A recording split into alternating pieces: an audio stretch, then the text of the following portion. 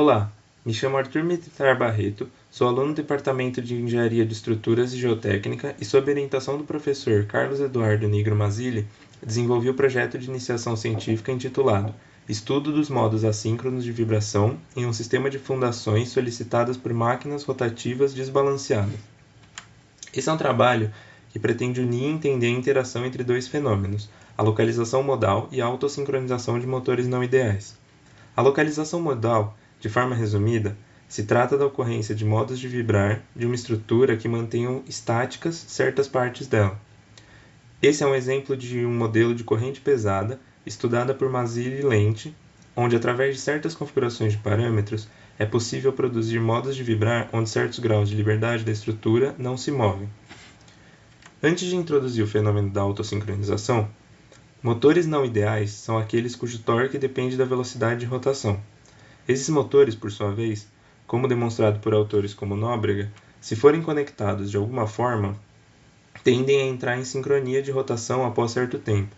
Aqui está um exemplo de duas máquinas apoiadas sobre a mesma fundação que, dependendo dos parâmetros do sistema, se sincronizam de forma alinhada ou em oposição. Nesse trabalho, será estudado o caso de 3 fundações conectadas sobre as quais se apoiam motores não ideais, com os objetivos de determinar a possibilidade de modos assíncronos de vibrar e caracterizar os espaços de parâmetros e bacias de atração do sistema, entendendo como atingir a localização modal dada a autossincronização dos motores. Primeiramente, foi estudado o sistema linear associado, ou seja, sem motores. Foi desenvolvida a equação de movimento na forma matricial, considerando amortecimento proporcional do tipo Rayleigh. Foi então estudado, de forma analítica, o sistema completo não linear, onde se considerou para os motores a modelagem simplificada proposta por Lobowski Dias e a curva de tensão no tempo apresentada no slide. Com isso, foi possível, a partir das equações de Euler-Lagrange, compor as equações de movimento não lineares do sistema. Daqui para frente, foi considerado o sistema apenas com motores sobre as fundações externas, por razões de alinhamento dos esforços com o modo localizado de vibrar.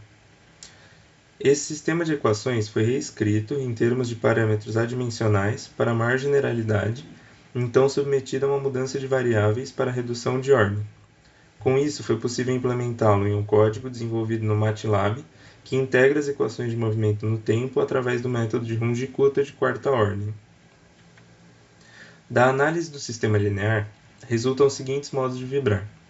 Percebe-se imediatamente que o segundo modo é localizado, de forma que a fundação central não se move. Porém, o primeiro modo de vibrar, se estudado mais a fundo, apresenta um caso de quase localização para baixos valores do parâmetro de rigidez eta. Poucas simulações no programa desenvolvido já revelam a ocorrência de autossincronização dos motores.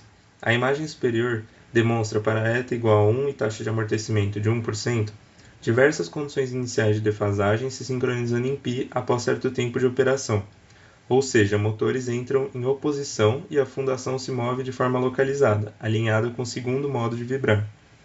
Na imagem inferior, pode-se ver que o aumento de amortecimento para 10% leva agora os motores a se sincronizarem com diferença de fase igual a zero, levando a fundação a se mover de maneira mais próxima ao terceiro modo de vibrar, que não é localizado.